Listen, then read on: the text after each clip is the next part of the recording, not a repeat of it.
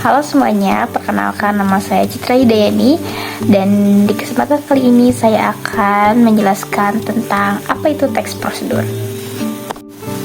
Baik, yang pertama ada pengertian dari teks prosedur.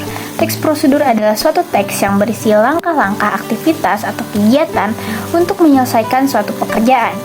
Teks prosedur ini dibutuhkan sebagai panduan bagi seseorang dalam membuat atau menyusun sesuatu.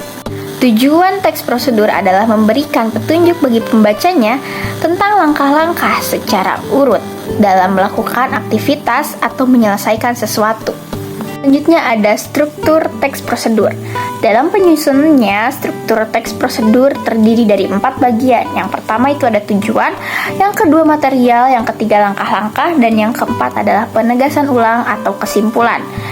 Nah, yang pertama itu ada tujuan. Pada awal pembuatan teks prosedur, penulis biasanya memberikan penjelasan terkait tujuan dalam penyusunan teks prosedur. Hal ini juga bisa menginformasikan hasil akhir yang akan dicapai. Yang kedua itu ada material, merupakan hal-hal apa saja yang perlu dipersiapkan dan dibutuhkan dalam pelaksanaan atau pembuatan kegiatan tersebut. Bagian ini berisi informasi tentang alat atau bahan yang dibutuhkan dalam pelaksanaan kegiatan. Yang ketiga ada langkah-langkah. Bagian ini menjelaskan tentang proses atau tahapan yang harus dilakukan demi mendapatkan hasil maksimal sesuai dengan tujuan dari teks prosedur. Langkah-langkah yang dibuat harus secara berurutan. Selain itu, susunannya juga harus logis, sistematis, dan mudah dipahami oleh pembaca. Yang keempat adalah penegasan ulang atau kesimpulan.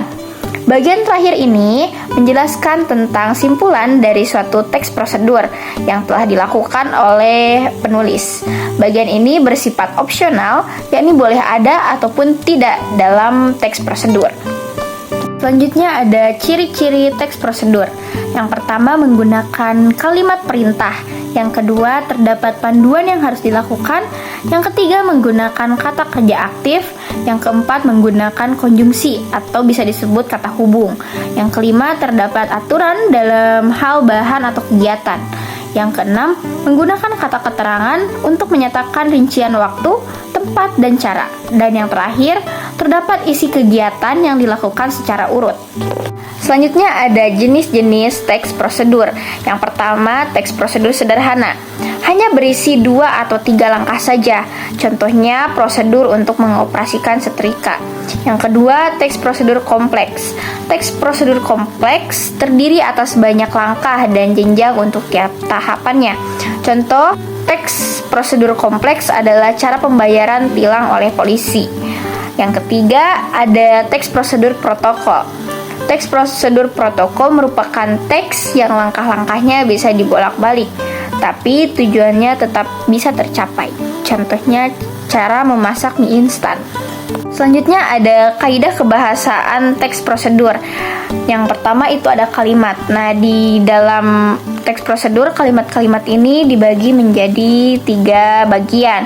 Yang pertama itu kalimat imperatif, merupakan kalimat yang mengandung perintah.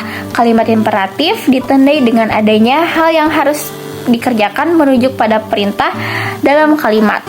Pada jenis kalimat ini, tanda seru digunakan untuk mengakhiri ungkapan atau pertanyaan. Yang kedua ada kalimat deklaratif.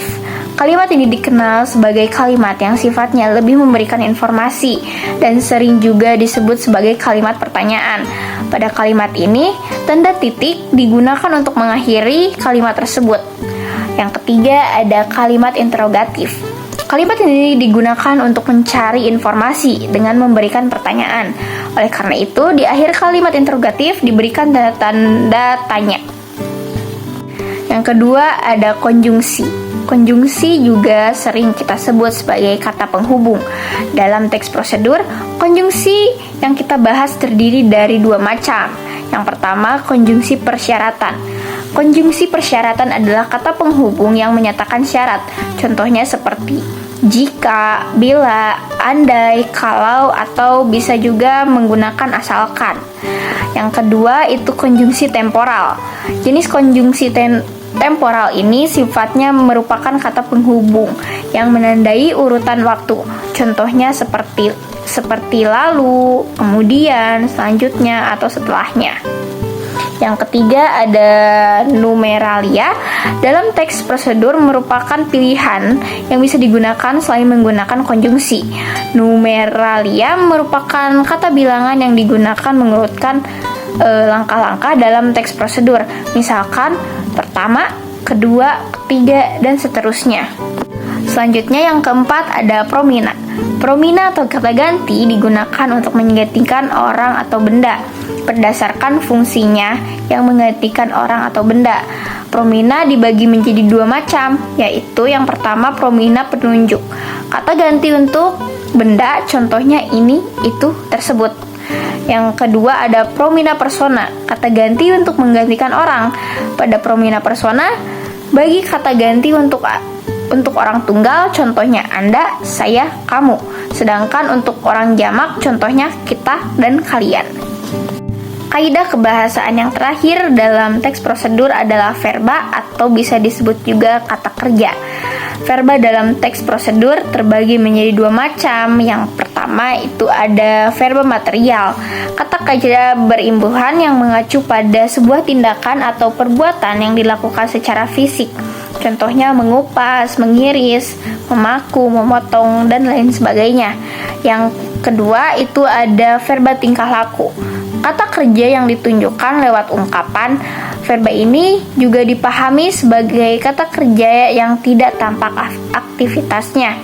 Contohnya menyukai, berpikir, dan menyetujui.